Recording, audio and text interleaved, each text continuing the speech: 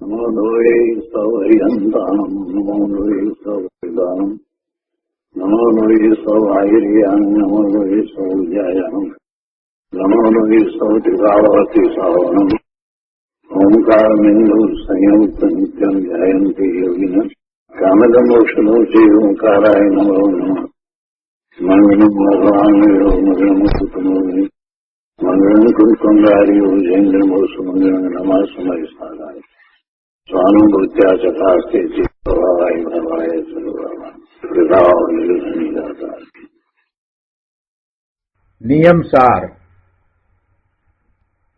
ભગવાન કુંકુંદાચાર્ય રચિત નિયમ સાર તથા મુનિવર પદ્મપ્રગમલધારી દેવ રચિત તાત્પર્ય વૃત્તિ ટીકા એનો સ્વાધ્યાય ચાલે છે. એમાં ગાથા 16 અને 17 નો સ્વાધ્યાય ચાલે છે. આ ગાથાનો અર્થ, ટીકા અને તેની ઉપર પૂજ્ય ગુરુદેવ કાંજી સ્વામી આપેલ પ્રવચનના મહદ અંશો આપણે કર્યા છે. આજે શેષ અંશો લઈશું.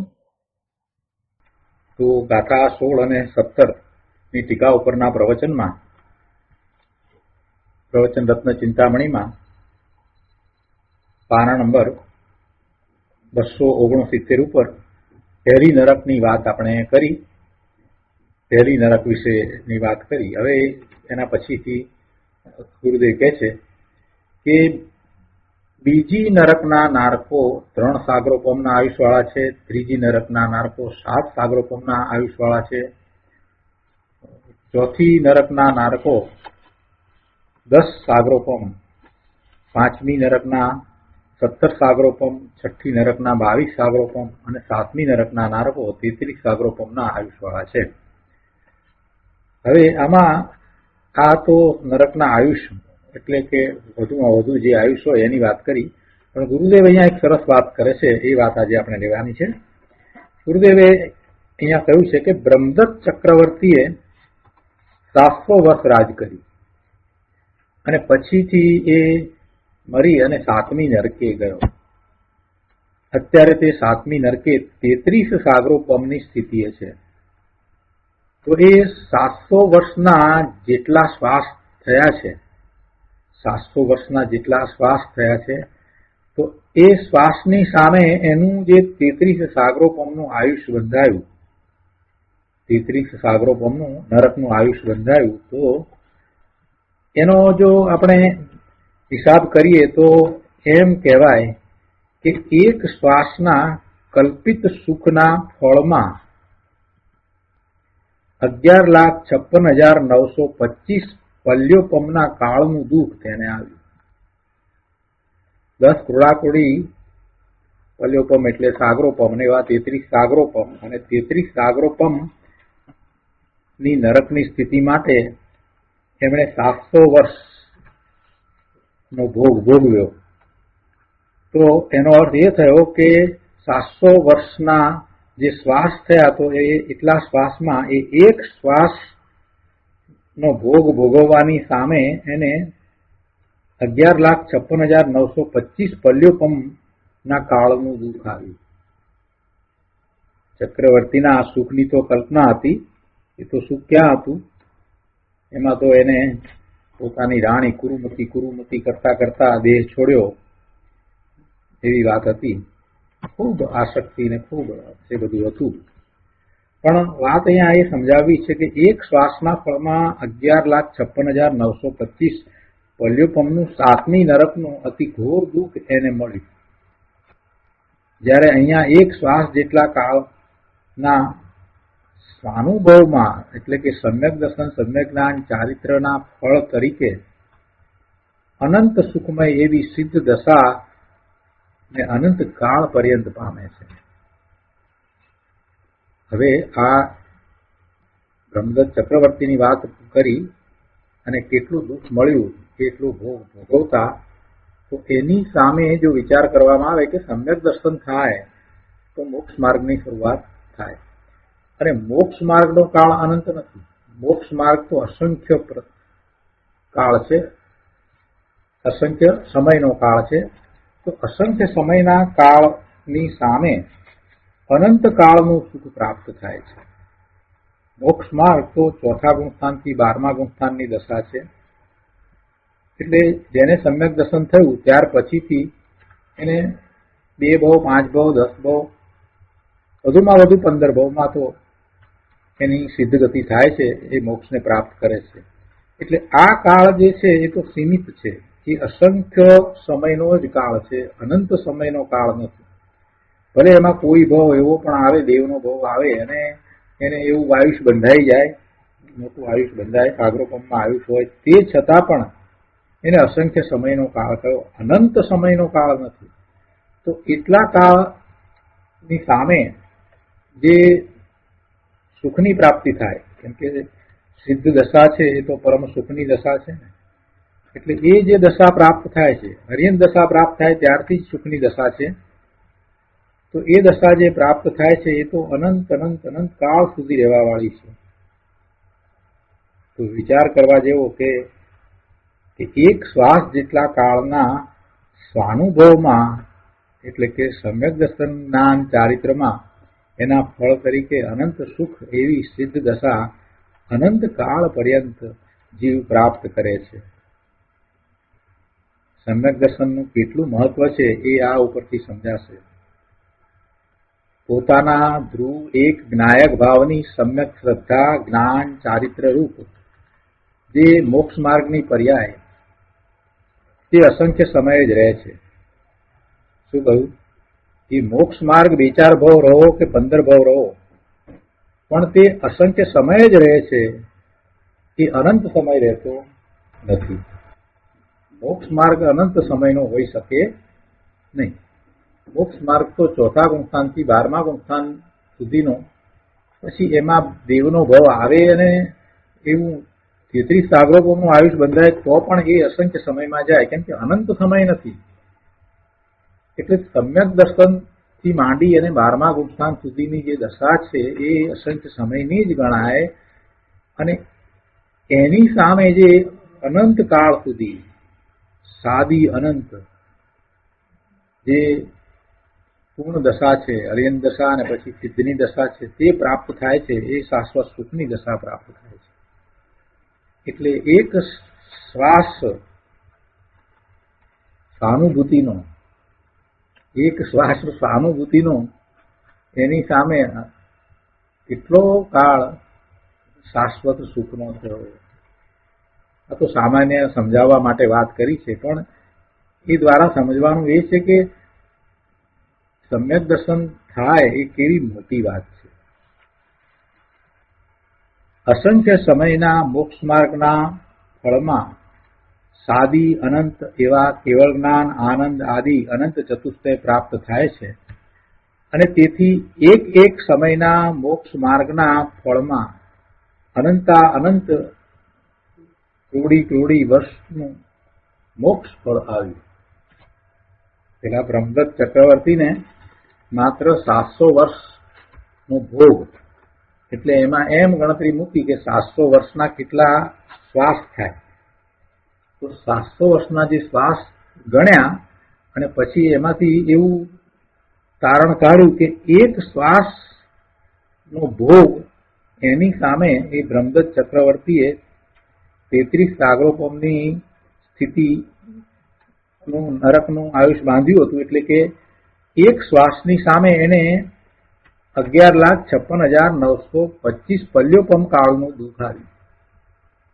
એક શ્વાસે 11,56,925 પલ્યોપમ, એમ એના 700 વર્ષના બધા શ્વાસનો હિસાબ કરીએ તો એને 33 સાગરોપમની એ 7મી નરકની સ્થિતિ આવી. એક શ્વાસના ભોગમાં 11,56,925 પલ્યોપમના કાળનું દુઃખ આવ્યું. આ ભોગને કારણે તેને દુઃખ આવે. અને એની સામે અહીંયા ગુરુદેવે બીજી વાત સમજાવી કે સમ્યક દર્શન થયા પછીથી જીવને અનંતકાળ બાકી રહેતો નથી. એ અસંખ્ય કાળ જ હોય છે કે જેમાં એ ચારિત્રનો પુરુષાર્થ કરી અને અરિયંત દશાને પ્રાપ્ત કરી લે છે અને પછી સિદ્ધ દશા પ્રગટ કરે છે. તો હવે આ જે કાળ છે એ અસંખ્ય સમયનો જ કહેવાય. ભલે એની અંદર એને કદાચ 2 ભાવ 5 ભાવ 15 ભાવ સુધી વધારેમાં વધારે કહીએ તો એમાં દેવના ભાવ એને થાય, એને ઘણા ભાવ દેવના એમાં થઈ જાય, પણ વધારેમાં વધારે ભાવ 15 થવાના છે. અને દેવનો ભાવ પછી બીજો દેવનો ભાવ હોતો નથી. સમ્યક દ્રષ્ટિ દેવ હોય એ નિયમથી ત્યાંથી ચવીને મનુષ્ય થાય, અને મનુષ્યમાંથી એ સમ્યક દ્રષ્ટિ દેવ થાય. એટલે મહાવીર સ્વામી ભગવાનના ભાવનો વિચાર કરીએ તો છેલ્લા 10 ભાવનો વિચાર કરીએ તો એમને એવું જ થયું હતું. એક વખત દેવલોકમાં ગયા સમ્યક દર્શન થયા પછીથી દેવ પછી મનુષ્ય, મનુષ્ય પછી દેવ, દેવ પછી મનુષ્ય, એમ.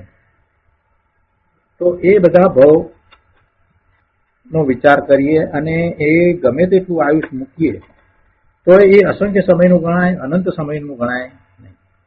અને એની સામે જે પ્રાપ્ત થાય છે એ અનંત સમયનું સુખ પ્રાપ્ત થાય છે. એ અનંત સમયનું સુખ પ્રાપ્ત થાય છે. એટલે સમ્યક દર્શન પછીનો એક શ્વાસ છે. જેમ કે અનંતની વાત કરીએ તો પછી એનો કોઈ પાર ના આવે. તો એક શ્વાસ છે, એને કારણે એ અનંત સમયનું જ સુખ પ્રાપ્ત થાય છે. કેમ કે અનંતની સામે હિસાબ મૂકીએ તો પછી સંખ્યામાં ગમે તેટલું હોય પણ એ બધું અનંતમાં જ જાય છે. તો સમ્યક દર્શનનું મહાત્મા આ રીતે પણ આપણને સમજાય છે કે સમ્યક દર્શન પ્રગટ કર્યા પછીથી સામે સુખનો સાગર જ ઉછળી રહ્યો છે, બીજું કાંઈ નથી. કોઈ મહાસાગરની સામે આપણે ઉભા હોઈએ તો દૂર સુધી સાગર દેખાય, જમીન દેખાતી જ નથી, આકાશ પણ સાગરને અડી જતું દેખાય, બીજું કાંઈ દેખાતું નથી.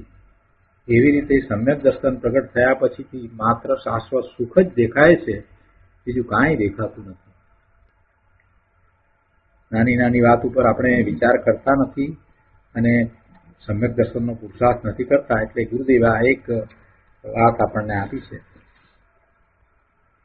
કૃપાળુ દેવે પણ કહ્યું છે, 17મા વર્ષે કહ્યું છે, 271મા પાના ઉપર અહીંયા કહે છે કે અનંત સુખ નામ દુઃખ ત્યાં રહીને મિત્રતા, અનંત દુઃખ નામ સુખ પ્રેમ ત્યાં વિચિત્રતા. શું કહ્યું કે અનંત સુખ છે અને કહેવા માત્ર દુઃખ, નામ દુઃખ એટલે ખાલી માત્ર દુઃખ કહેવું એટલું જ, બાકી તો સુખ તો અનંત, કહેવા માત્ર નામનું દુઃખ. તો ત્યાં તો એને ભાવના થતી નથી, ત્યાં એને ઈચ્છા થતી નથી કે એની હું પ્રાપ્તિ કરું. એટલે કહે છે કે ત્યાં રહીને મિત્રતા, જ્યાં અનંત સુખની પ્રાપ્તિ થાય છે એની સાથે તો એને મિત્રતા નથી. અને જ્યાં અનંત દુઃખ અને નામ માત્ર સુખ છે ત્યાં એને ઘણો પ્રેમ છે. આ કેવી વિચિત્રતા છે! સંસાર પ્રત્યેનો એનો જે પ્રેમ છે કે જેમાં અનંત દુઃખ પ્રાપ્ત થાય છે. બ્રહ્મદત્ત ચક્રવર્તીનો દાખલો યાદ કરવો એટલે ખ્યાલ આવે કે ભોગ ભોગવવામાં અનંત દુઃખ પ્રાપ્ત થાય છે અને માત્ર નામ કહેવા માત્ર સુખ છે, ત્યાં આટલો બધો પ્રેમ, આટલી બધી રુચિ, આ વિચિત્રતા છે. ગુરુદેવ એને વધારે સમજાવતા કહે છે કે આ જ સાચું મુનિપણું છે, ત્યાં સુખ છે. મુનિને આનંદ જ આનંદ, પ્રચુર આનંદ હોય છે અને નામ માત્ર કહેવા માત્ર દુઃખ છે. કૃપાળુદેવે એમ કહ્યું ને કે અનંત સુખ નામ દુઃખ, તો એની વાતને મુનિ ઉપર ઉતારી અને ગુરુદેવ સમજાવે છે કે મુનિની દશા આવી છે. 7મા 6ઠા ગુણસ્થાને રહેલા મુનિની દશા આવી છે કે એ પોતે આનંદમાં જ હોય છે, પ્રચુર આનંદનું સંવેદન એમને હોય છે અને નામ માત્ર દુઃખ છે, અર્થાત દુઃખ નથી. સમ્યક દર્શનથી જ સુખ શરૂ થાય છે અને તેથી સમ્યક દ્રષ્ટિ જીવો જ લોકમાં સુખી છે. વાત તો બરાબર છે. એવા સમ્યક દ્રષ્ટિને તમારે મળવાનું થયું હોય તો તમને ખ્યાલ આવે કે એમના મુખ પરની કેવી પ્રસન્નતા હોય છે, કેવા એ આનંદમાં હોય છે.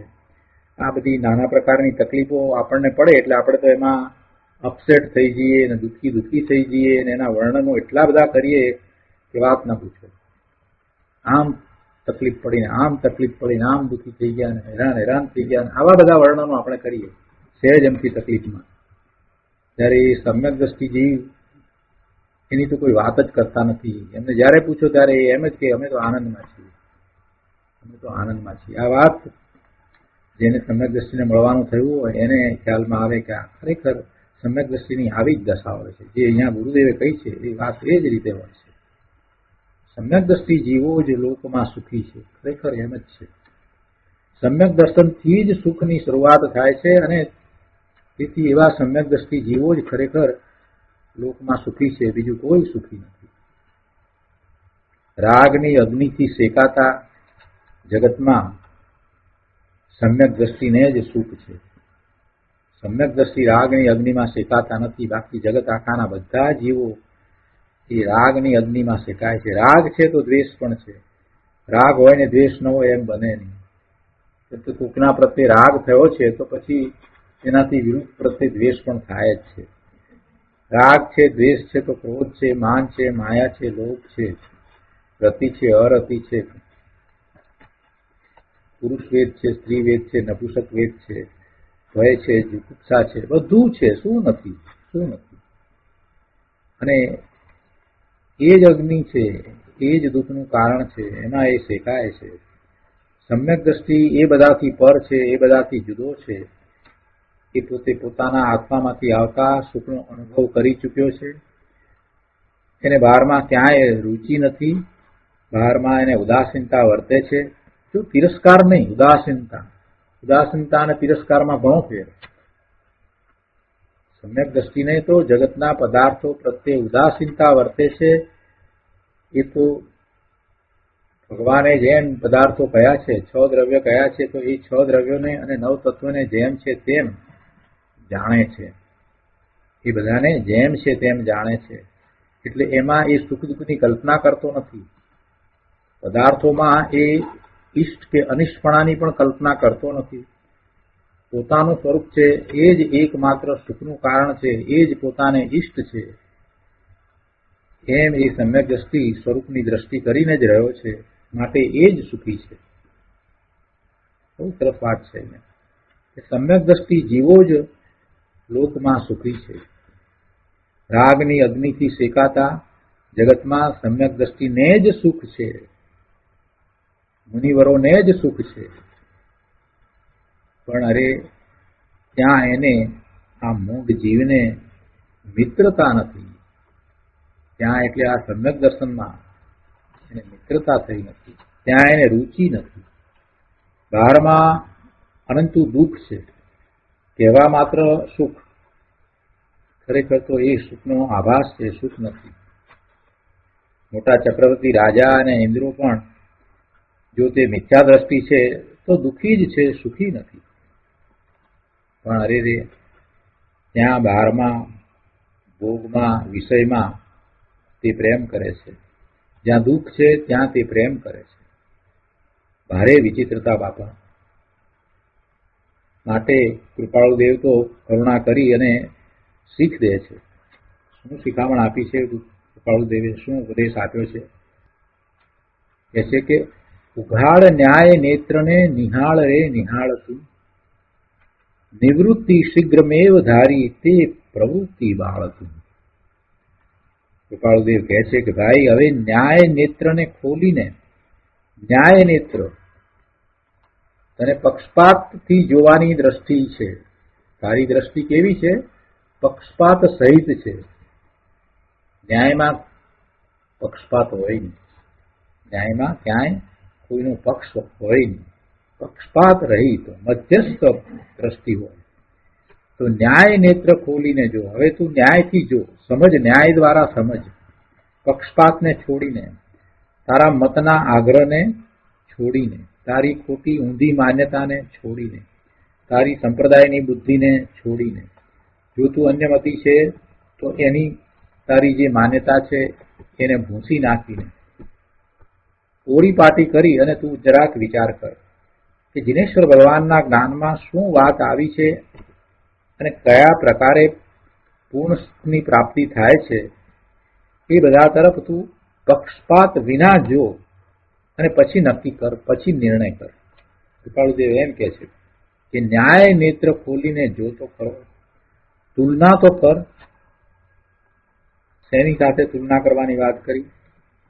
કે આ સમ્યક દર્શનથી માંડી અને ભાવ મોક્ષની દશા થાય, અરિયન દશા થાય, એનો કાળ અસંખ્ય સમયનો જ છે, પણ એની સામે એને અનંત કાળનું સુખ પ્રાપ્ત થાય છે, શાશ્વત સુખ પ્રાપ્ત થાય છે.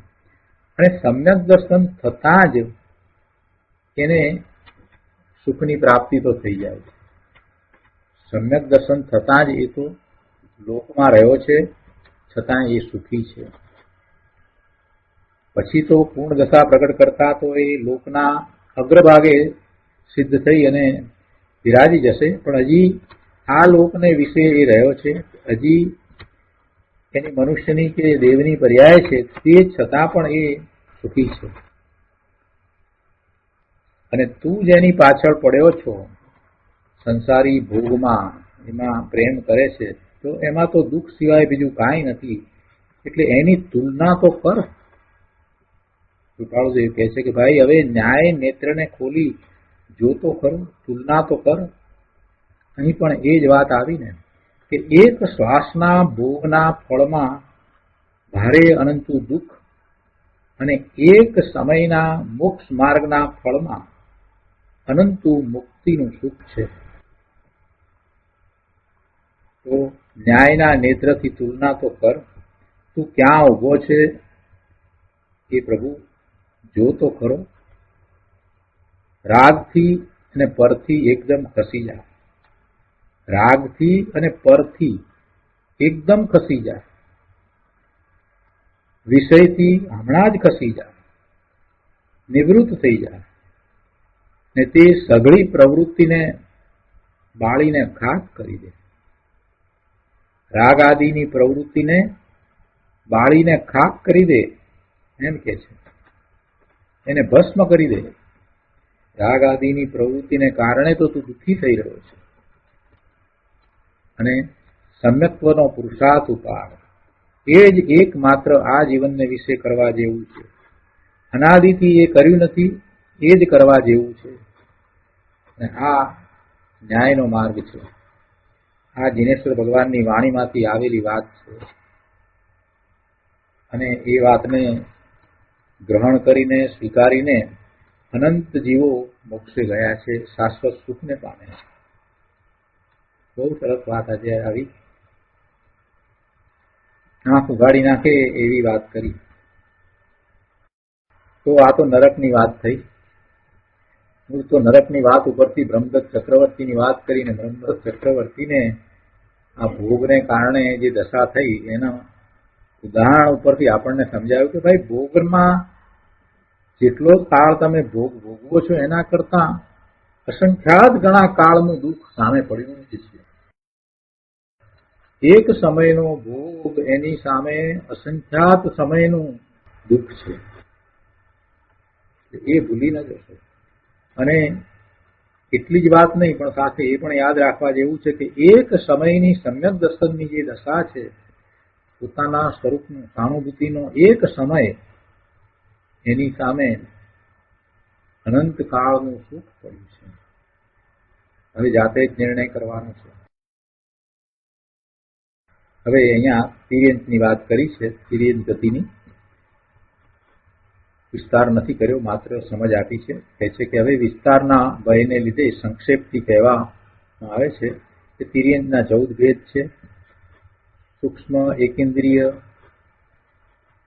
બાદર એકેન્દ્રિય, દ્વિઇન્દ્રિય, ત્રિઇન્દ્રિય, ચતુરિન્દ્રિય, અસંગની પચેન્દ્રિય અને સંગની પચેન્દ્રિય, એ બધામાં પર્યાપ્ત અને અપર્યાપ્ત એમ લેવું એટલે 14 થઈ જાય.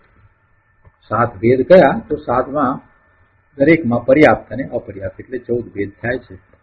આ જાણવા માટે કહ્યું છે. હું આવા મુનિવર સમ્યક દ્રષ્ટિને હવે એનો તો ક્યાં પ્રશ્ન ઉપસ્થિત થાય છે. કેમ કે અજ્ઞાનવશ જીવની આવી દશાઓ થઈ છે.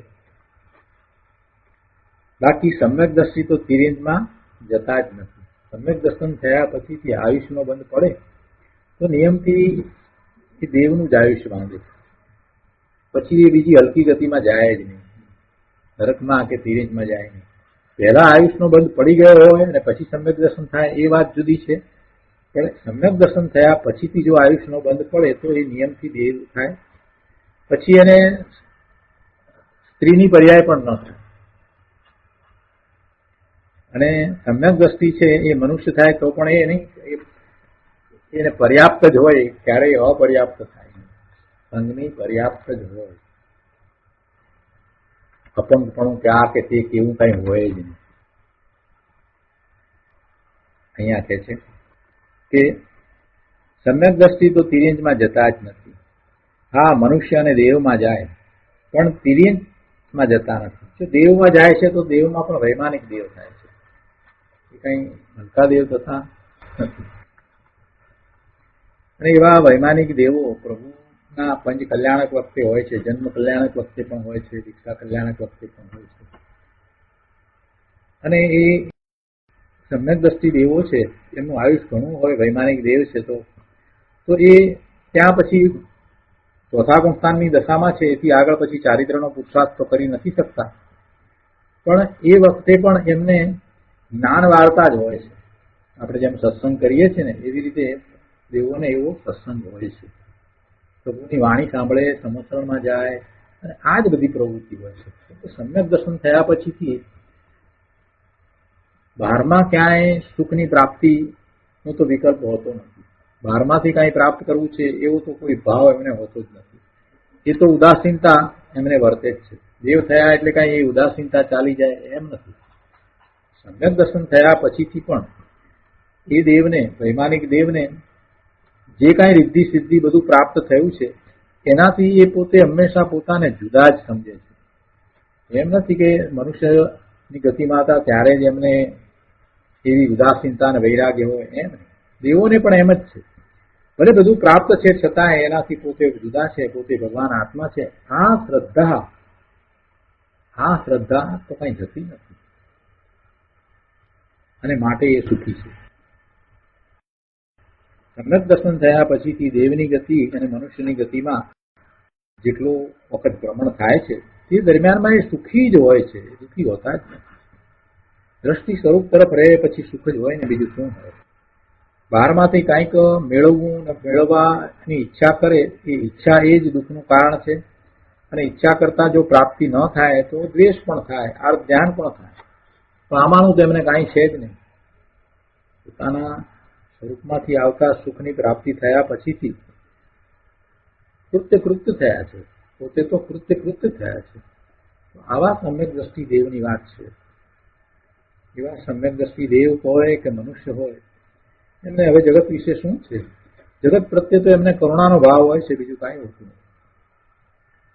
જો ને કૃપાળુ દેવ ને ગુરુદેવનો વિચાર કરીએ તો એમની કેવી અદભુત દશા. સમ્યક દર્શન તો આ ભાવને વિશે એમને પ્રગટ કર્યું, પણ પછી એ સમ્યક દર્શન થયા પછીની એમની દશાનો વિચાર કરીએ તો જીવો પ્રત્યે કેવો કરુણાનો ભાવ, કોઈ પ્રત્યે દ્વેષનો ભાવ નહીં, કોઈ પ્રત્યે દ્વેષનો ભાવ નહીં. એમની ટીકા કરનારાઓ પ્રત્યે પણ કોઈ દ્વેષ ભાવ નહીં. ગુરુદેવની અને કૃપાળુદેવની ટીકા કરનારાઓ ઘણા હતા, એમના વિશે ગમે તેમ બોલનારાઓ ઘણા હતા, પણ ક્યારેય ગુરુદેવે કે કૃપાળુદેવે એ પ્રત્યે કઈ લક્ષ આપ્યું જ નથી. એટલું જ નહીં, પણ ઉલટી એમના પ્રત્યે તેમને કરુણા રજૂ કરી છે. ગુરુદેવના પ્રવચનમાં તમે સાંભળશો તો તમને ખ્યાલ આવશે કે જે લોકોએ આ સોનગઢને વિશે, અથવા તો ઘણી વખત તો સોનગઢમાં આવીને લોકોએ એમ કહ્યું છે કે તમારે તો ક્યાંય વાતો કરવી છે, બીજી કોઈ ધર્મની વાત નથી, આવું કહ્યું છે, તો એમના પ્રત્યે પણ એમને તો કરુણા કરીને સમજાવ્યું જ છે. એમ નથી કહ્યું કે જાઓ ઉભો થઈ જાઓ. ઉલટું એમ કહ્યું કે અરે રે એ બિચારા ક્યારે સમજશે, અરે રે એ બિચારા ક્યારે સમજશે, એવું કરુણાનો ભાવ જ આવ્યો છે. એટલે સમ્યક દ્રષ્ટિની વાત આખી જુદી છે. એને બહારમાંથી કાંઈ પ્રાપ્ત નથી કરવું. એને કોઈના પ્રત્યે દ્વેષ શા માટે થાય?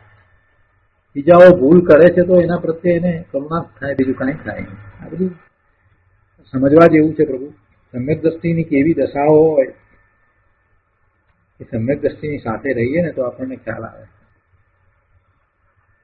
અહીંયા ગુરુદેવ કહે છે કે આ જાણવા માટે કહ્યું છે હું, કેમ કે અજ્ઞાનવશ જીવની આવી દશાઓ થઈ છે.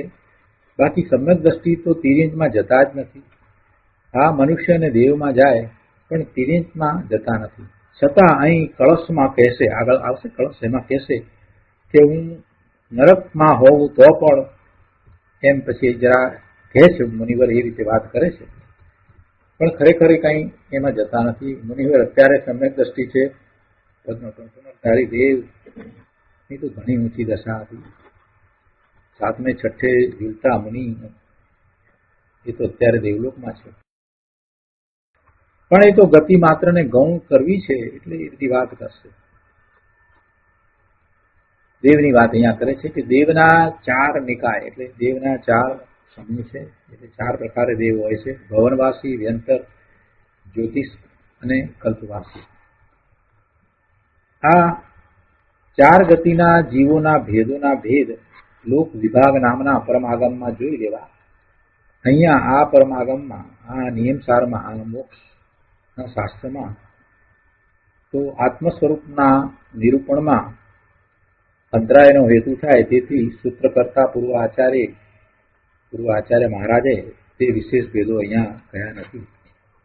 પણ આપણે એના વિશે વધારે માહિતી જોઈતી હોય તો બીજા અન્ય આગમમાંથી એ મેળવી લઈએ. તો આ રીતે ગાથા 16 અને 17 પૂરી થાય છે. હવે આ ગાથા પછીથી મુનિવર શ્લોક 28 કહે છે. 16-17મી ગાથામાં આ અશુદ્ધ પર્યાયનું વર્ણન 4 ગતિ રૂપે કર્યું અને એમાંથી તાત્પર્યભૂત વાત, પ્રયોજનભૂત વાત ગુરુદેવે ઘણી સમજાવી. હવે આ ગતિની વાત કરવા છતાં પણ મુનિવરને અંદરમાં કેવા ભાવ છે એ ભાવને પ્રસ્તુત કરતો આ 28મો કળશ છે. તો આપણે 28મો કળશ લઈએ છીએ.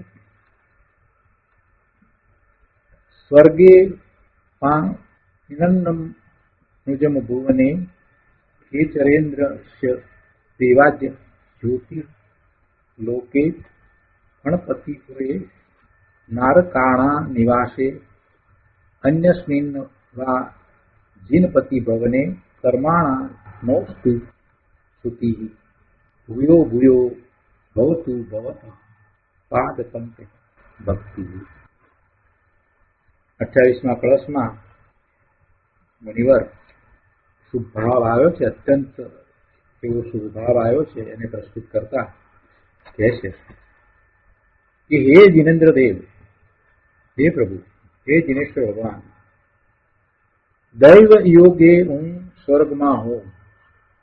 દૈવ યોગે એટલે કે પૂર્વ કર્મને કારણે શું હોય? દૈવ યોગે એટલે પૂર્વ કર્મના એવા કોઈ બંધ પડ્યા હોય તો હું સ્વર્ગમાં હોઉં, આ મનુષ્ય લોકમાં હોઉં, વિદ્યાધરના સ્થાનમાં હોઉં, જ્યોતિષ દેવોના લોકમાં હોઉં, નાગેન્દ્રના નગરમાં હોઉં, નારકોના નિવાસમાં હોઉં, જીનપતિના ભવનમાં હોઉં કે અન્ય ગમે તે સ્થળે હોઉં, પરંતુ મને કર્મનો ઉદ્ભવ ન હો, ફરી ફરીને આપના પાદ પંકજની ભક્તિ હો. આ ભાવને આપણે પૂજ્ય ગુરુદેવ પાસેથી સમજીએ. પ્રવચન રત્ન ચિંતામણી ભાગ 1, પાના નંબર 272 ઉપર શ્લોક 28 શ્લોકાર્થ ઉપરનું પ્રવચન.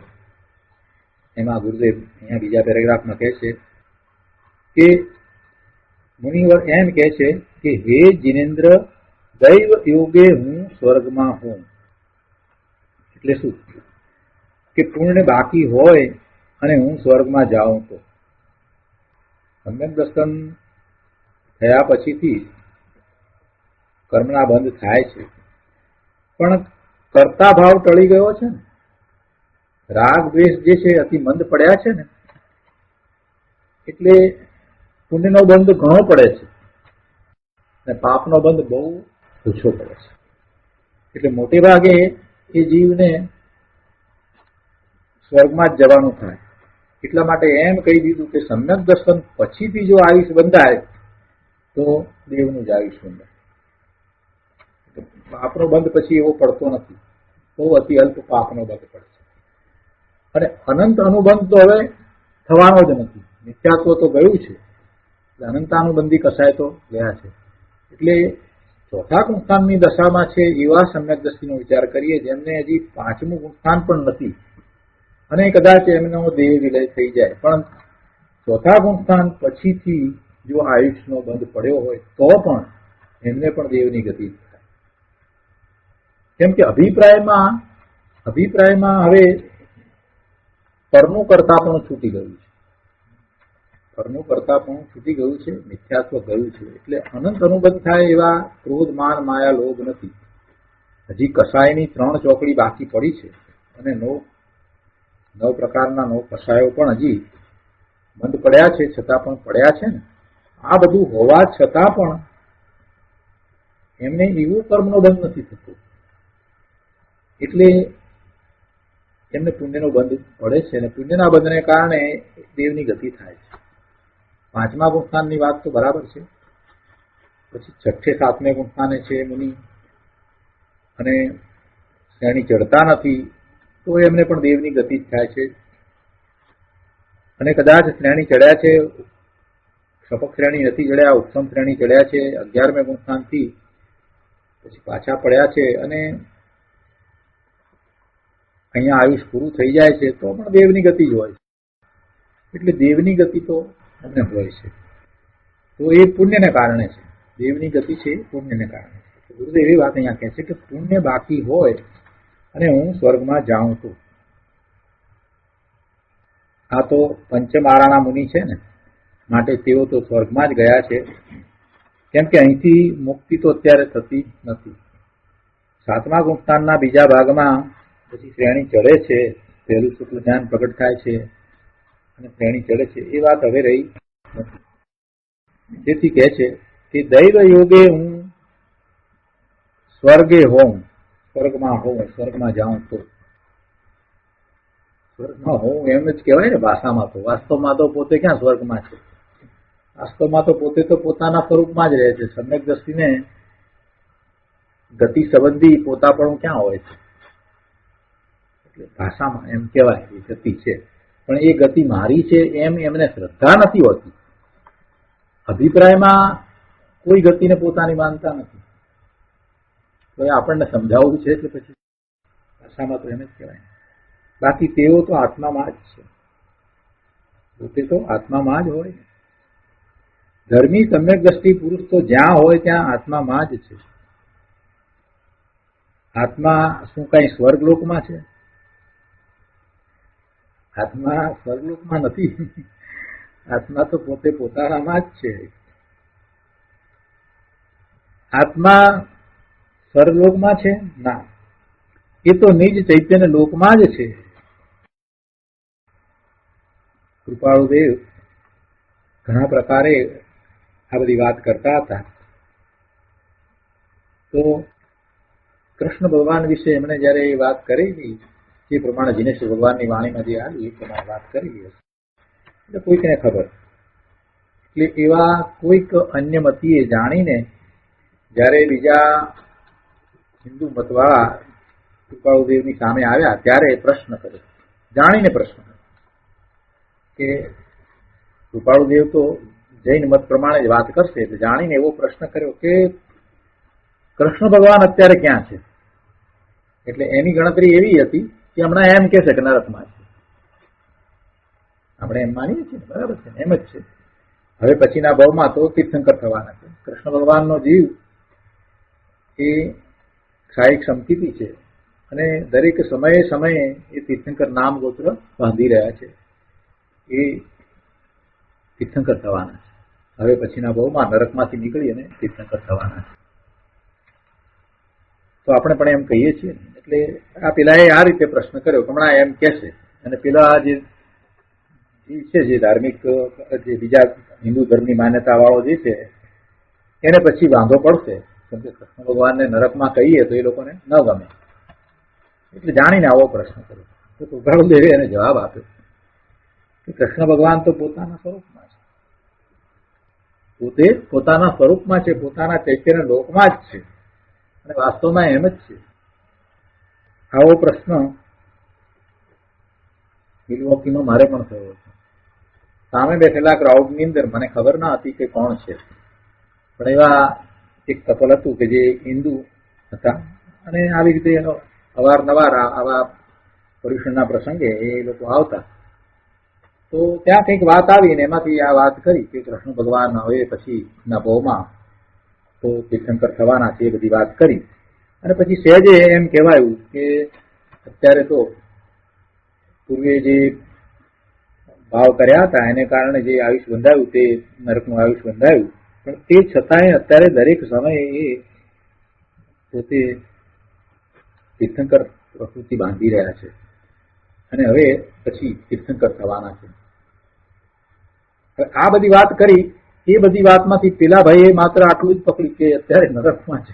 એમને પ્રશ્ન કર્યો કે તમે કેમ આમ કહ્યું? એમ મેં કહ્યું હું શું કહું છું એ જરા ફરીથી સાંભળો. હું એમ કહું છું કે એ તીર્થંકર થવાના છે અને એક સમકીતી છે, મારું તો જોર એના ઉપર છે. અત્યારે જે દશા વર્તમાન દશા છે એની વાત નથી, અને અત્યારે એ જ વાત કરી રહ્યા છે કે અત્યારે વર્તમાન દશા એવી હોવા છતાં પણ એ તો પોતે પૂર્ણ આનંદની દશામાં છે. એ તો પોતાના સ્વરૂપને વિશે રહ્યા છે, આનંદની દશામાં છે. બહારમાં શું સંયોગો છે એ સંયોગોની વાત જવા દો. એ નરકના સંયોગો છે તો ભલે રહ્યા, એ સંયોગો એમને કાંઈ સ્પર્શતા નથી. એ પોતે તો પોતાના સ્વરૂપને વિશે રહ્યા છે. ત્યારે પેલા ભાઈને જરા શાંતિ થઈ. અને વાત પણ એમ જ છે પ્રભુ, આપણે કઈ કૃષ્ણ ભગવાનને નરકમાં છે એમ નથી કહેવું. આપણે એમ કહેવું છે કે કૃષ્ણ ભગવાન તો પોતે પોતાના સ્વરૂપને વિશે બિરાજી રહ્યા છે. બહારના સંયોગો એમને સ્પર્શી પણ શકતા નથી. એટલે એ દ્વારા આપણે તો એ દર્શાવવું છે કે ક્ષાયિક સંસ્કૃતિની કેવી ઊંચી દશા હોય છે. નરકના આખા બધા સંયોગો હોય, એ ભૂમિ એવી હોય, પૃથ્વી એ નરકની હોય, તે છતાં એ એમને સ્પર્શે નહીં અને પોતાના સ્વરૂપને વિશે રહે. એ કેવી અદભુત દશા! સમ્યક દર્શનનું જોર જુઓ. સમ્યક દર્શનને કારણે જીવની કેવી દશા થાય છે એનું ત્યાં વર્ણન ચાલતું હતું. એટલે એ ઉદાહરણ માટે વાત કરી. સમ્યક દ્રષ્ટિ થયા પછીથી બહારમાં ગમે તેવા દુઃખ હોય તો પણ એ એમને કાંઈ સ્પર્શતા નથી. એમની એકાગ્રતાને તોડાવી પણ શકતા નથી. ક્યારેક કોઈક વિચલિત થતો લાગે આપણને પણ એ તરત સ્થિતિકરણ કરે જ છે. અને એમાંય આવા ક્ષાયિક સંસ્કૃતિની તો શું વાત કરવી. એ તો પોતાના ચૈતન્ય મહાપ્રભુને વિશે જ બિરાજતા હોય, પોતાનામાં જ હોય. ગુરુદેવે અહીંયા વાત કરી કે સ્વર્ગમાં નહીં, એ તો પોતાના નિજ ચૈતન્ય લોકમાં જ છે. એ તો પોતાના નિજ ચૈતન્ય લોકમાં જ છે. જો એકાંત કરી છે. સ્વર્ગ તો બધું આજુબાજુ છે, એ તો બધા સંયોગો છે. એ ભૂમિની વાત જવા દો.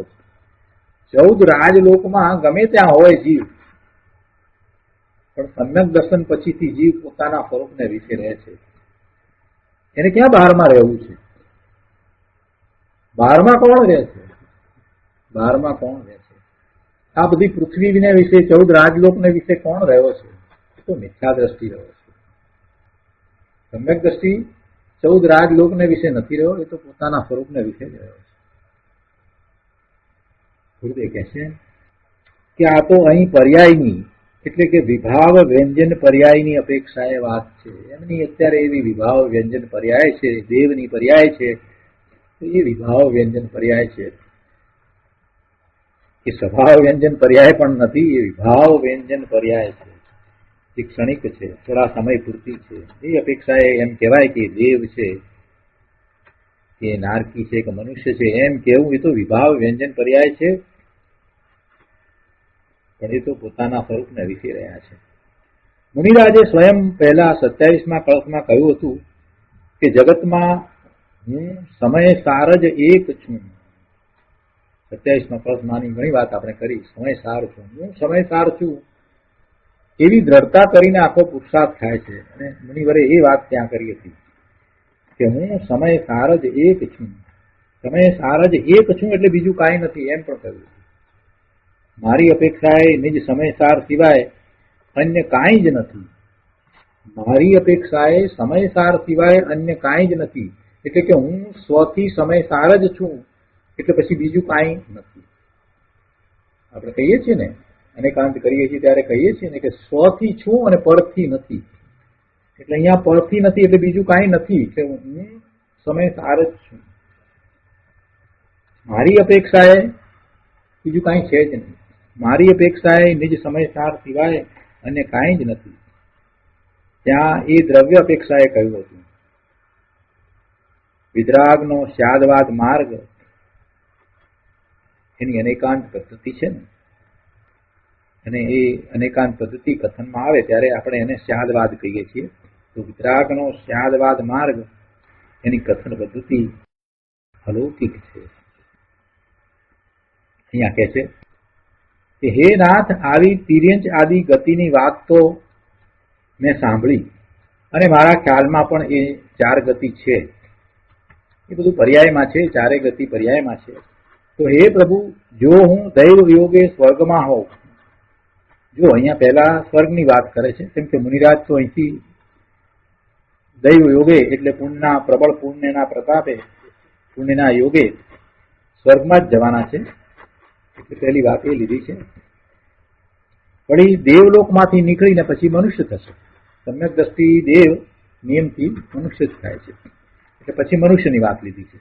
પેલા એમ કહ્યું કે હું દૈવ યોગે સ્વર્ગમાં હોઉં, પછી કહે છે કે હું મનુષ્ય લોકમાં હોઉં, પછી આગળ કહે છે વિદ્યાધરના સ્થાનમાં હોઉં. એમ બધી જગ્યાએ હોઉં હોઉં કરી અને વાત કરી છે, અને પછી પોતાની ભાવના વ્યક્ત કરી છે. મનુષ્ય લોકની વાત અહીંયા થોડીક કરી છે. ગુરુદેવે કહે છે કે મુનિવરે એમ કહ્યું ને કે આ મનુષ્ય લોકમાં હોઉં, તો કહે છે કે પંચમ આરાના મુનિઓનો અત્યારે મોક્ષ તો છે નહીં. પ્રભુના વિરહ પડ્યા, હવે તીર્થંકર ભગવાન રહ્યા નહીં, હરિયન પરમેશ્વર રહ્યા નહીં, એટલે અત્યારે હવે કોઈને કેવળ જ્ઞાન તો અહીંયા ભરત ક્ષેત્રને વિશે તો નથી થતું. એટલે એવા ભરત ક્ષેત્રને વિશે જન્મેલા આ મુનિરાજને અહીંથી મોક્ષ નથી. તેથી કહે છે કે હું સ્વર્ગમાં હોઉં કે મનુષ્યમાં હોઉં, ધર્મી આરાધક જીવને તો 2 જ ગતિ બાકી રહે છે, દેવ ગતિ અને મનુષ્ય ગતિ. નરક કે પશુની ગતિ તો હોતી નથી, તિર્યંચ ગતિ તો હોતી નથી. એટલે પહેલા દેવ ગતિની વાત કરીને પછી મનુષ્ય ગતિની વાત કરી. હવે આગળ કહે છે કે વિદ્યાધરના સ્થાનમાં હોઉં. વૈતાલ પર્વતમાં વિદ્યાધર છે ને, તો ત્યાં કદાચિત પર્યાયની એવી સ્થિતિને કારણે ત્યાં ઉત્પત્તિ થઈ હોય, ત્યાં ઉપજ્યા હોય, ઉત્પન્ન થયા હોય. તો વળી જ્યોતિષક દેવના લોકમાં હું, કદાચિત મારી જ્યોતિષ લોકમાં ઉપસ્થિત હોય તો, અથવા તો નાગેન્દ્રના નગરમાં હોઉં, નીચે અસુર કુમાર આદિ છે ને, તો ત્યાં કદાચ હોઉં તો, કે પછી નારકોના નિવાસમાં હોઉં, નરકમાં હોઉં. તો આ તો બધું અપેક્ષાથી વર્ણન કર્યું છે. કે પછી જીનપતિના ભવનમાં હોઉં, જીનેન્દ્રોના શાશ્વત ભવનો છે, જીનપતિના ભવનમાં હોઉં એમ કહ્યું એટલે શું કે જીનેન્દ્રોના શાશ્વત ભવનો છે તેમાં હોઉં. જો ભવનવાસી વ્યંતર જ્યોતિષને વિમાનિક સ્વર્ગમાં ત્યાં બધે શાશ્વત જીન મંદિરો છે. શાશ્વત જીન મંદિર છે એટલે કોઈ બનાવ્યા નથી, અકૃત્રિમ છે. અને એમાં જે બિંબ છે, જીન બિંબ છે, એ પણ અકૃત્રિમ.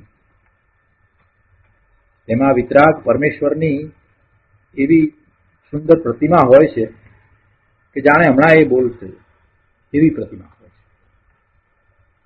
અને આ વાત કોઈ ઉપજાવી કાઢેલી નથી, આ વાત તો શાસ્ત્રના પાઠમાં આવે છે. શાશ્વત જીન મંદિરોમાં મણિરત્નની મહામનોહર પ્રતિમાઓ હોય છે, અને તે એવી દેખાય કે જાણે હમણાં બોલશે એવી સુંદર મનોજ્ઞ આકૃતિની તે હોય છે. અને એ અકૃત્રિમ, કોઈ બનાવી છે એમ નહીં, શાશ્વત છે. ત્યારથી છે, કોઈ એની આદિ નથી, છે શાશ્વત છે જ. એવા જીન ભવન છે, એવા મંદિર છે, અને એવી શાશ્વત પ્રતિમાઓ પણ છે. તો એવા જીન ભવનમાં હું કદાચિત ગયો હોઉં તો, એમ મુનિ કહે છે. જો આમ કહી અને આ બધું સિદ્ધ કર્યું. એટલે આ બધું છે જગતમાં, આ બધું છે એમ કહ્યું ને. કહેવાનો આશય તો એમ જ થયો ને કે આ બધું છે.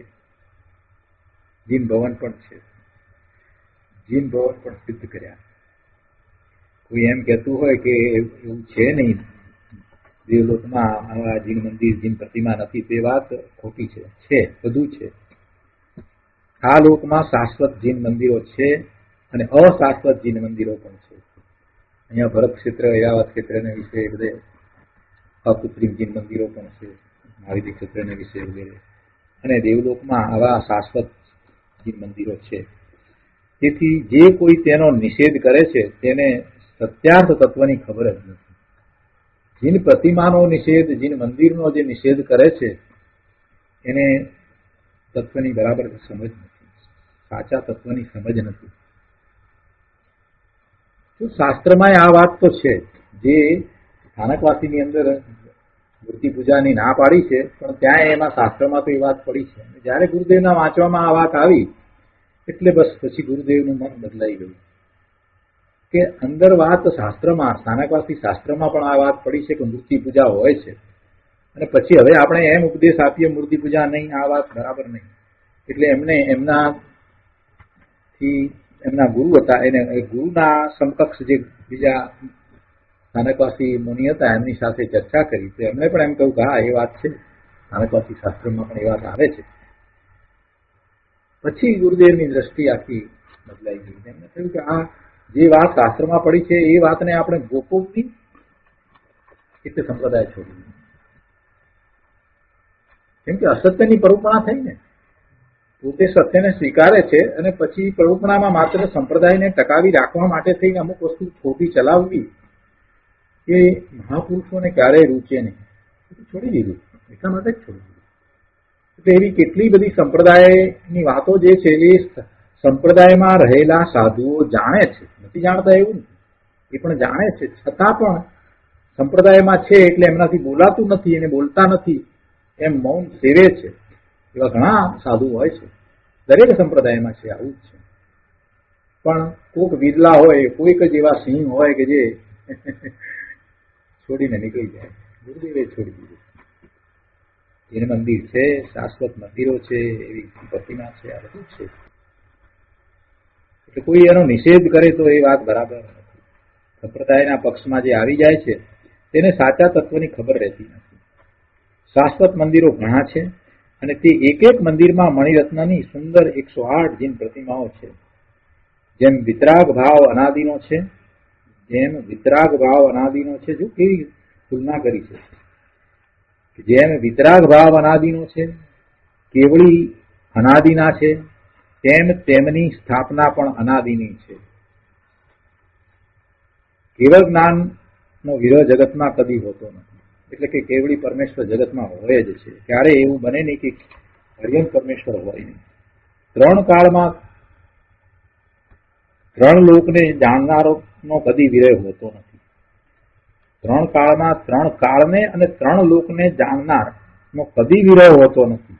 એટલે કે સર્વજ્ઞનો ક્યારેય વિરહ હોતો નથી. જીનેશ્વર ભગવાનનો, તીર્થંકર ભગવાનનો વિરહ હોતો જ નથી. 3 લોક જેમ અનાદિના છે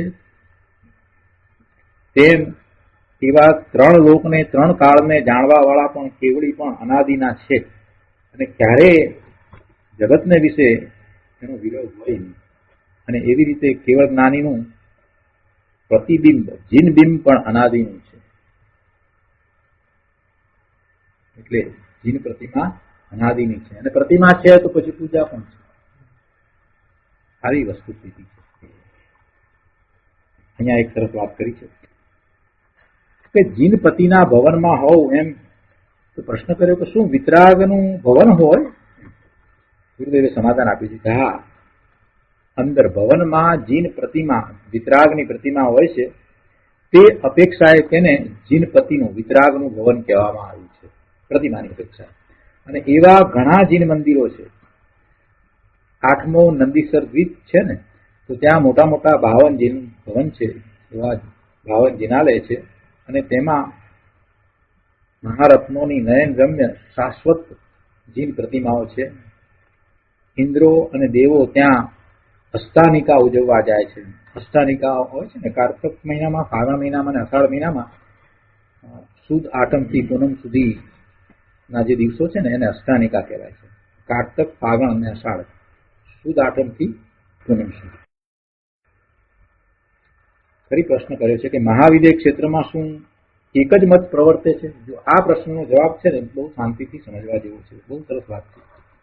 મહાવિદેહ ક્ષેત્રમાં ત્યારે સાક્ષાત વીર તીર્થંકર ભગવાન બિરાજે છે ને, કેટલાય કેવડી ભગવાન બિરાજે છે, તો ત્યાં શું છે? ગુરુદેવ કહે છે ત્યાં એક જ મત પ્રવર્તે છે. તો એનો જવાબ આપે છે ગુરુદેવે, કહે છે કે હા, ત્યાં આ એક જ મત છે, પરંતુ દિગંબર એવું નામ નથી. કેમ કે એક જ મત છે, પછી બે ની વાત રહેતી નથી, એટલે પછી સંપ્રદાય એવું નામ આપવામાં આવતું નથી. ત્યાં એક જ મત છે, પરંતુ દિગંબર કે શ્વેતાંબર કે એવા કોઈ નામ છે. ત્યાં એક જૈન ધર્મ જ એવું નામ છે. કેમ કે બીજો કોઈ ધર્મ, બીજો મત જ ત્યાં નથી. આ એક જ ધર્મ અનાદિનો છે, અર્થાત જે સનાતન ધર્મ છે તે જ આ છે. તો ત્યાં બીજાના મંદિરો પણ નથી, એટલે કાયમ પ્રભુ બિરાજે છે. ત્રિલોકસારમાં પાઠ છે કે મહાવિદેહમાં એક જાતના મંદિરો છે, જીન મંદિરો જ છે, અને તેમાં ભગવાનની પ્રતિમાઓ કૃત્રિમ છે, જ્યારે બીજે શાશ્વત પ્રતિમાઓ છે. ત્યાં મહાવિદેહમાં તો સાક્ષાત પ્રભુ બિરાજે છે, પરમેશ્વર ભગવાન બિરાજે છે, પણ બધી જગ્યાએ ભગવાન ન હોય. 20 તીર્થંકર ભગવાન છે, બીજા કેવડી છે, પણ બધી જગ્યાએ ભગવાન ન હોય, એટલે જીન મંદિરો પણ ત્યાં છે. અને બનારસી દાસજીએ એ વિશે વાત કરી છે કે જીન પ્રતિમા જીન સારખી.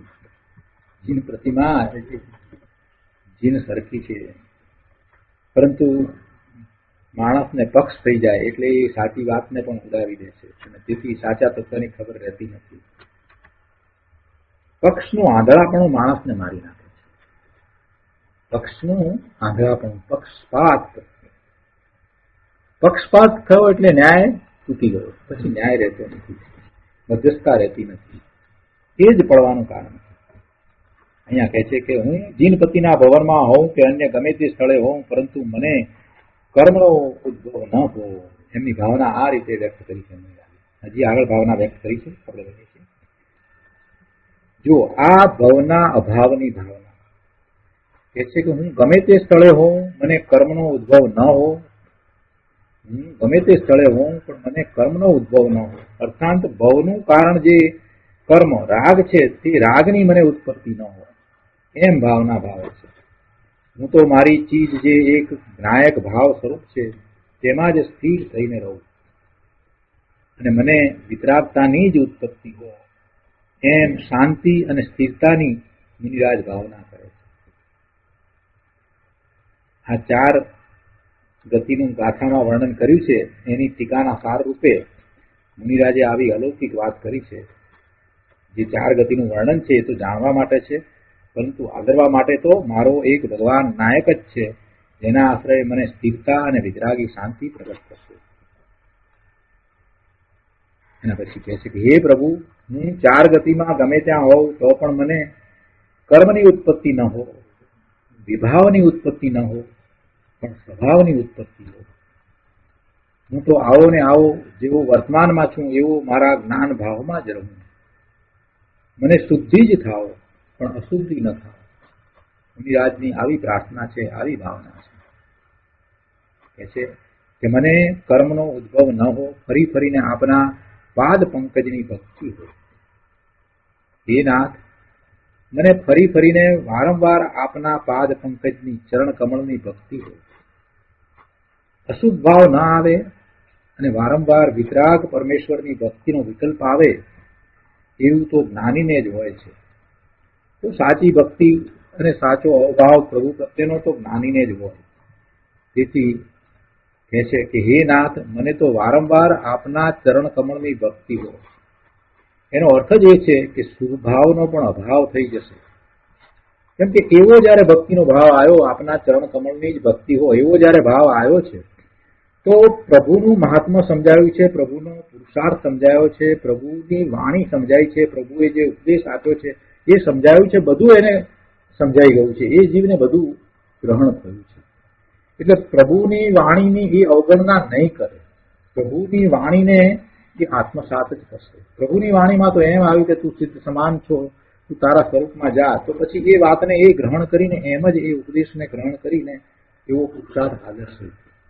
જેને પ્રભુ પ્રત્યે આવો ભાવ આવ્યો છે, સાર્પણનો ભાવ આવ્યો છે, તો એનો અર્થ એમ નથી કે માત્ર પ્રભુની ભક્તિનો ભાવ છે, પણ સ્વાર્પણનો ભાવ છે તો પ્રભુની દરેક વાતને સ્વીકારવાનો ભાવ છે. તો ભક્તિ આ ભક્તિ છે. ભક્તિ ભાવમાં એમની જે વાત છે એને સ્વીકારવાનો ભાવ અંદર છે, તો જ એવી ભક્તિ આવે. પ્રભુ પ્રત્યેની જેને આવી ભક્તિ આવી છે એનો અર્થ એ છે કે પ્રભુ આપની કોઈ વાતમાં મને રજ માત્ર પણ શંકા નથી, આશંકા પણ નથી, અને આપની સર્વ આજ્ઞાને હું માથે ચડાવું, અને એ જ મુક્તિનો માર્ગ છે. એમાં મને કોઈ કરતા કોઈ શંકા આશંકા કાંઈ જ નથી, અને એમ જ હું પ્રવર્તીશ. જેને પૂર્ણ ભક્તિનો ભાવ આવ્યો છે, પૂર્ણ સ્વાર્પણતા આવી છે, તો સ્વાર્પણતામાં શું છે કે એમની દરેક વાતને એ પોતે સ્વીકારે છે. તો પ્રભુએ તો મોક્ષનો માર્ગ બતાવ્યો છે, એનો એને સ્વીકાર જ હોય. પોતાના સ્વરૂપમાં જવા માટેની જે પ્રભુની વાત છે અને પ્રભુએ જે કર્યું છે એનો એને ક્યાંય કોઈ રીતે સંદેહ પણ થાય નહીં, એનો સ્વીકાર જ હોય. એટલે અહીંયા ગુરુદેવે એ વાતને અહીંયા લીધી છે કે આવો જેને ભાવ છે એ પછી પોતે પોતાના સ્વરૂપને વિશે જ જાય છે. અને જ્યારે જ્યારે આપણે પણ ધ્યાન કરવાનો પ્રયોગ કરીએ છીએ, નિર્વિકલ્પતાનો અભ્યાસ કરીએ છીએ, ત્યારે શરૂઆત આ રીતે જ થાય છે કે પ્રભુ પ્રત્યેનો અહોભાવ આવે છે, અને પ્રભુએ જ માર્ગ દર્શાવ્યો છે. પ્રભુ એ દર્શાવ્યા વિના આપણે કાંઈ પ્રાપ્ત કરી શકીએ જ નહીં એવું અંતરમાં બરાબર થયું છે, તો જ પછી પ્રભુની આજ્ઞા પ્રમાણે આપણો પુરુષાર્થ થાય. પણ આપણે એમ માનીને જો પુરુષાર્થ કરવા બેસી જઈએ કે ના હું મારા સ્વરૂપમાં જઈશ, એમાં કોઈ કાંઈ કરવા વાળું છે જ નહીં, તો નહીં થાય. એવા અભિમાન સહિત તમે સ્વરૂપમાં જવાનો પ્રયત્ન કરશો તો નહીં થાય. એટલે જ્યારે આપણે નિર્વિકલ્પતાનો અભ્યાસ, જ્યારે ધ્યાનની શરૂઆત કરી છે, ત્યારે કેવી રીતે શરૂઆત કરી છે? સિમંદર પ્રભુને યાદ કરીને ખૂબ ભક્તિ ભાવપૂર્વક અને એમ શરૂઆત કરી છે કે પ્રભુ આપની ઓમકાર ધ્વનિ વિના, આપની દિવ્ય ધ્વનિ વિના મારો ઉદ્ધાર નથી. એ જ મારી જ્ઞાન ચેતનાને જાગૃત કરનારી છે, એને હું ગ્રહણ કરું છું. એમ કરીને આપણે ઓમનો આલંબન લીધું છે. એવો અંદરમાંથી ઉમળકો એવો ભાવ ન આવે તો આપણા સ્વરૂપમાં આપણે જઈ શકીએ જ નહીં. આ વાતને ખૂબ સમજવાની છે. આ ભક્તિ ક્યાં છે, ભક્તિનું મહત્વ ક્યાં પડ્યું છે? આ ભક્તિનું મહત્વ આ જગ્યાએ છે. એમ નહીં સિદ્ધાંત પ્રમાણે આપણે જાણતા હોઈએ કે ના ભક્તિ એ માર્ગ નથી, અને જે માર્ગ પ્રગટ થાય છે અંદરમાંથી પ્રગટ થાય છે, તો એમાં એમ અભિમાનમાં ના હોઈએ કે માર્ગ તો મને અંદરમાંથી પ્રગટ થવાનો છે. એવો કોઈ દિવસ કોઈ જ્ઞાની પુરુષને એવો ભાવ આવતો જ નથી. પોતાને પ્રાપ્ત થાય છે ત્યારે પણ એમ જ હોય છે કે બધું મને પ્રભુએ આપ્યું. પોતાને જ્યારે પોતાના સ્વરૂપનો અનુભવ થાય છે ત્યારે પણ અંદરમાં એમ જ હોય છે કે આ તો પ્રભુની કરુણા છે, તીર્થંકર ભગવાનની, જીનેશ્વર ભગવાનની કરુણાને કારણે મને આ પ્રાપ્ત થયું છે, એવો જ એને ભાવ આવે છે. તો આને સાચી ભક્તિ કહી છે કે એમને અશુભ ભાવ તો ના આવે, અને વારંવાર વિતરાગ પરમેશ્વરની ભક્તિનો વિકલ્પ આવે, એટલે આવી ભક્તિનો વિકલ્પ આવે. અને એવું તો જ્ઞાનીને જ હોય છે, કેમ કે એ જ જ્ઞાની જ પ્રભુના સ્વરૂપને જાણે છે, એને જ ભક્તિનો ભાવ આવે છે. અજ્ઞાની ક્યાં પ્રભુના સ્વરૂપને જાણે છે? અજ્ઞાની ક્યાં પ્રભુના પુરુષાર્થને જાણે છે? અજ્ઞાની ક્યાં પ્રભુની કરુણાને જાણે છે? એને તો લૌકિકમાં કાંઈક પ્રાપ્ત કરવાનો ભાવ છે, એ તો પ્રભુને જાણતો એ નથી. પછી કહે છે કે હે નાથ, મને તો વારંવાર આપના ચરણ કમળની ભક્તિ હો. એનો અર્થ જ એ છે કે શુભ ભાવનો પણ અભાવ થઈ જશે, અને અલ્પકાળમાં મને પૂર્ણ શુદ્ધિ થઈ જશે. શુદ્ધ દ્રષ્ટિવંત પુરુષને જ સમ્યક દ્રષ્ટિને જ વિતરાગ પરમેશ્વરની સાચી ભક્તિ હોય છે. કેમ કે અંદર નિશ્ચય હોય ત્યારે જ બહારમાં પ્રભુની, ભગવાનની, જીનેશ્વર ભગવાનની ભક્તિનો વ્યવહાર હોય છે. બાકી બીજાને, અજ્ઞાનીને તો ભગવાનની સાચી ભક્તિ હોતી જ નથી. સમંત ભદ્રાચાર્ય કૃત 24 ભગવાનની સ્તુતિમાં આવે છે ને કે હે જીન, સુર અસુર તુમ્હે પૂજઈ, મિથ્યાત્વી ચિત નહીં તુમ પૂજઈ. મિથ્યાત્વી પ્રભુ તમને નહીં પૂજે. શું કે છે સમંત ભદ્રાચાર્ય? કે છે કે હે જીન, હે જીનેશ્વર ભગવાન, સુર અસુર તુમ્હે પૂજઈ. બધા પૂજશે પણ મિથ્યાત્વી તમને નહીં પૂજે. એનો અર્થ શું કે મિથ્યા દ્રષ્ટિને તો ભાન જ નથી આપની દશાનું, આપે કરેલા પુરુષાર્થનું, આપની મહાનતાનું, આપની કરુણાનું મિથ્યા દ્રષ્ટિને ક્યાં ભાન છે એ ક્યાંથી પૂજવાનું?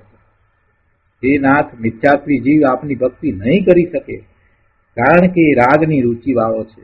જે બહારથી જે ભક્તિ કરે છે તે ખરેખર તો રાગની જ ભક્તિ કરે છે. રાગની જ ભક્તિ કરે છે ને માગે છે ને, ત્યાં જઈને ભીખ માગે છે. વિતરાગી ભગવાન પાસે ઉભો હોય ત્યારે પણ તે અંદરમાં રાગની જ રુચિ કરીને રહ્યો છે. તેથી તે રાગની જ ભક્તિ કરે છે. જ્યારે રાગથી રહિત હું અંદરમાં એક નાયક ભાવ માત્ર છું એમ નિજ સ્વરૂપની ભક્તિ કરનારો તો એક વિતરાગી શુદ્ધ દ્રષ્ટિવંત સમ્યક દ્રષ્ટિ જ હોય છે. અને તેને બહારમાં વિતરાગ સર્વજ્ઞ દેવની ભક્તિનો ભાવ વારંવાર આવે છે. બહુ સરસ વાત આજે થઈ. આજનો સ્વાધ્યાય આપણે અહીંયા સુધી રાખીએ છીએ. શ્લોક 28 એની અંદર જે ભાવ જે મૂક્યા છે એને ગુરુદેવે બહુ ખોલ્યા છે. બહુ સરસ વાત આવી. તો આજનો સ્વાધ્યાય આપણે અહીંયા સુધી રાખીએ છીએ. હવે સુખધામ બોલીએ. સુખધામ